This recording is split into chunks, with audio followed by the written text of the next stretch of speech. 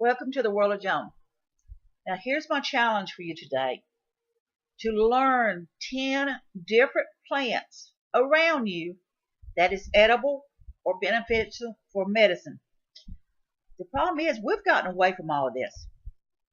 Now, I've posted some of the plants that I've been collecting and harvesting and grinding and telling you about it. It's all called research. So I'm challenging all of y'all to see if you can name 10 plants around you that you can do. Now I want to start naming some of them off. Dandelions, Patsy weeds that was brought over here during the colony days, and because a lot of our medicines actually comes from dandelions. The yellow flower, you can roll it in cornmeal or flour, and they would fry them up and eat them that way. They would take the yellow petals, they would put them in their salads or whatever. Also, you can boil the yellow flowers and make a tea from it. A lot of people would do that, and then they would use that to make dandelion jelly from it. The young leaves of the dandelions are edible. You can eat the larger ones. The problem is they get a bitter taste the bigger they get, so you want to eat the smaller ones. The stem itself, when you break it off, if you have a cut or something other, or maybe a wart or whatever, you can put it on there as an antiseptic to help heal. Also, the roots. A lot of people make dandelion coffee from the roots by roasting the roots. Also, with the roots, you can dice them up and cook them. Also, besides that, you can boil the roots and make a tea from it.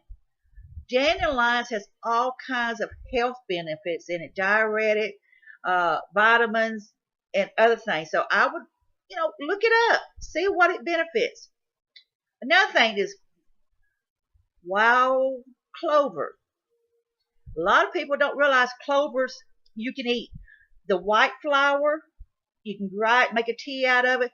The red clovers is a sweeter one. A lot of people used to take it, pull it out, and suck the honey part out like you would honeysuckles. So that can be dried and turned into a tea also, and then you can also sprinkle it on, your salads and stuff as fresh.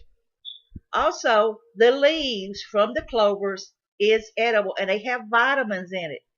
Okay, so you're thinking, boy, she's going to have me eating a lot of greens. But I'm going to tell you what, push comes to shove out there, and you don't know what's going to happen, and the cost of living keeps going up the way it does, and the side effects from all this meds and the side effects from these GMO foods they're talking about and everything, there's a lot to think about.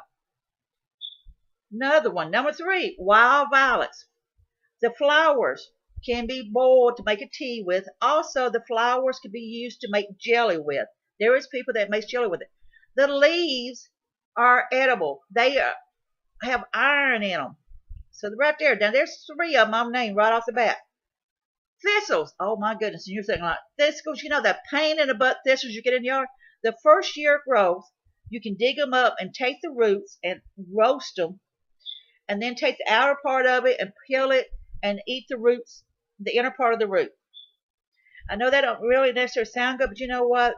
You'd be surprised.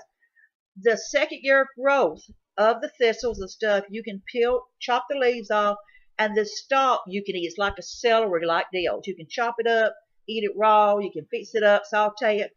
The flowers, when they turn into a seed, you can take and harvest the seeds, and the seeds are edible and nutritious as well.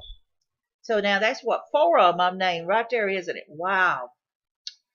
The Queen Anne lace that you see growing wild, I've done one of my videos on it. It is a wild cherry. It has a white top to it. The difference between a Queen Anne lace and hemlock is simple. And I tell people this. It's simple. A Queen Anne lace has a hairy leg. So you think of a woman that hasn't shaved her leg for a month or two. So that's the hairy leg of an unshaved woman. Hemlock has a smooth stem. So that means that woman has shaved her leg. So you don't want to touch that. The flower from the golden Queen Anne lace can be harvested and dried if you want to. Use it as a spice, or you can use it put on your food fresh.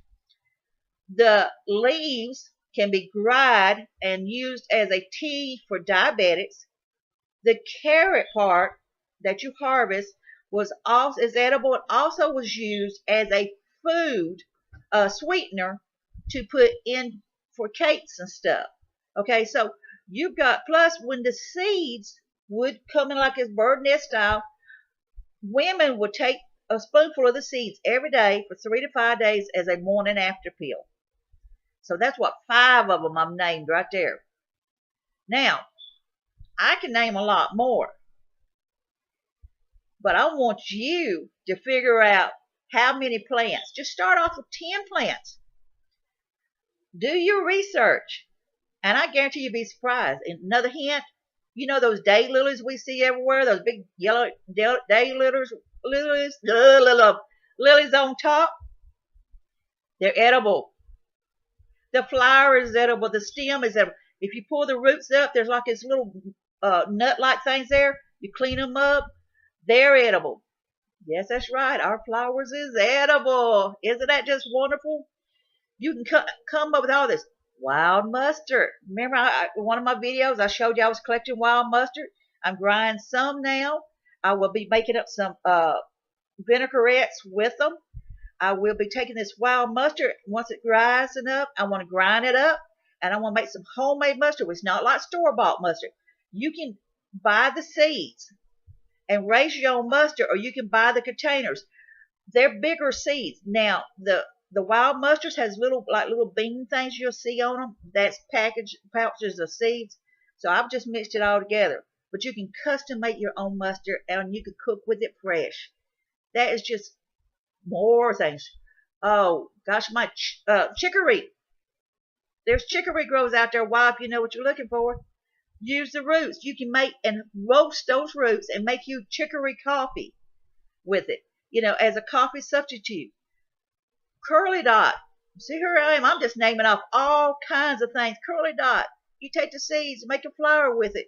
You do need to add some kind of starch or eggs or something with it because it has no starch in it to do a combining effort. If you don't want to put starch in, you can use your eggs. You just spread them around, make gravy with it or something other. Just play around with it. And it's free. It's out there growing wild. How wonderful is that? And the leaves, if you get to harvest the leaves while they're still young, they're edible. Oh my goodness. There is stuff out there. But you got to remember too, there is plants out there that is poisonous. You need to learn the difference between the bad plants and the good plants. Just harvest the ones that you know that you are good. Don't go out there and say, well, I think this is a good one, and harvest it and eat. I'll tell you, I know nothing about mushrooms. I would not be harvesting mushrooms in a while because I'm not certain which one is the good ones and which one is the bad ones. With my luck, I'd get the magic mushrooms, and I'm crazy enough without being even crazier and all this stuff, So think about it. I challenge you to learn 10 plants around your home. 10 wild plants.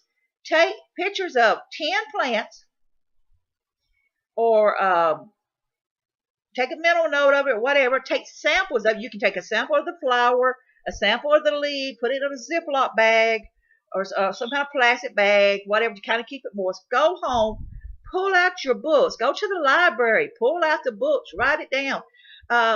Use on your computer and see what you can find out about it. Pick you out 10 plants and look at the recipes and try them. And don't tell your kids. Don't tell your kids that you're fixing thistle. Don't tell them that those stalks, that chopped up vegetables in there, is thistle. Don't tell them that. Don't let them know that. And the same way with a lot of the other stuff. Take some of that curly flour, mix it in with some regular flour, mix it in with some eggs and some cinnamon and stuff. And when you're making that cake from scratch, add some chocolate in it or whatever. They don't need to know that you're giving them something good. There's 3 different vitamins in that curly dot flour. My goodness, how wonderful is that? Try it. Harvest some of that wild mustard. Make you some homemade vinaigrette with that wild mustard. Add a few spices in it. Add some sage in it. Add you some garlic in it. Take you make one of them with a dill vinegar mixture within it. Take the other one and use an apple cider vinegar with it with your oil.